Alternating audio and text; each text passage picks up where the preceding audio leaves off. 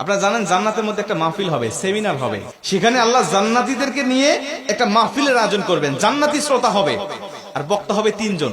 প্রথমে বিশেষ বক্তা হিসেবে থাকবেন হযরত দাউদ আলাইহিস সালাম।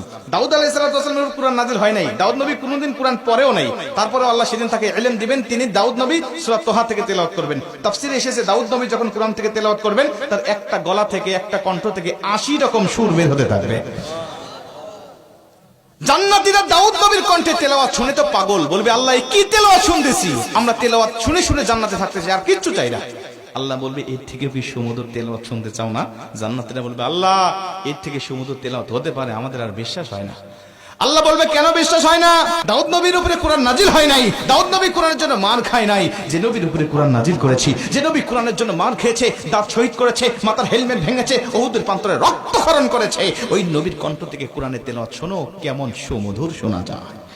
আমার নবী যখন সূরা ইয়াসিন থেকে তেলাওয়াত করবেন জান্নাতীরা তো পাগল হয়ে যাবে, বলবে আল্লাহ কোনো হুর চাই না, কোনো গেলমান চাই না, কোনো নাজ নিয়ামত, কোনো শরাব, কোনো ঝর্ণা, কোনো কিচ্ছু চাই না। আল্লাহ শুধু নবীর কণ্ঠে তেলাওয়াত শুনে জান্নাতে হাজার হাজার বছর আমরা কাটিয়ে দিতে চাই। আল্লাহ বলবে জান্নাতি এর থেকেও কি সুমধুর তেলাওয়াত তোমরা শুনতে চাও না? জান্নাতীরা বলবে আল্লাহ এর থেকে সুমধুর তেলাওয়াত হতে পারে, এটা আমাদের আর বিশ্বাসই হয় না। জান্নাতীরা কেন বিশ্বাস হবে না বলো?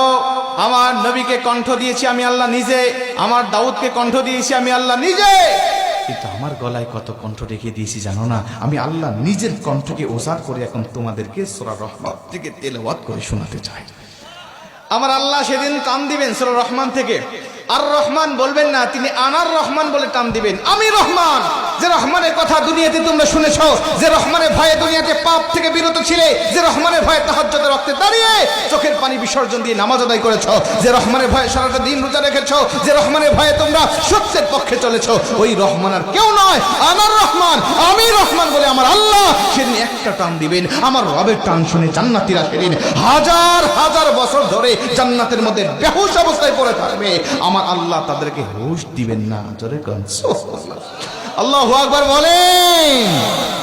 দোয়া করছি আজকে যেভাবে বসেছি আল্লাহ যেন জান্নাতের মধ্যে আমাদেরকে ওই মাহফিলে শ্রোতা হিসাবে সবাইকে বসার তৌফিক দান করেন। জোরে বলেন আমিন, আরেকটু জোরে বলেন আমিন। মুসলমান ভাইরা আমার লক্ষ্য করেন, অনেক কথা আপনাদেরকে বলতেছি, একটুখানি মনোযোগ দেন। এই কোরআন যে তার মানে জান্নাতের মধ্যেও কিন্তু ক্ষমতা কমে যাবে না, জান্নাতের মধ্যেই কোরআনের ক্ষমতা কিন্তু বেড়ে যাবে।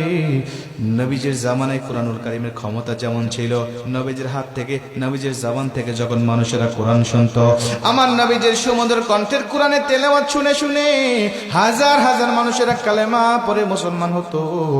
আজও নবীজির উপরে নাজিল হওয়া এই কিতাবের কোরআনের তেলাওয়াত শুনে আমাদের দুনিয়াবি বক্তাদের কণ্ঠে, দুনিয়াবি কারীদের কণ্ঠে কোরআনুল কারীমের তেলাওয়াত শুনে হাজার হাজার মানুষ প্রতিদিন কালেমা পড়ে মুসলমান হচ্ছে। জোরে কোন সুবহানাল্লাহ।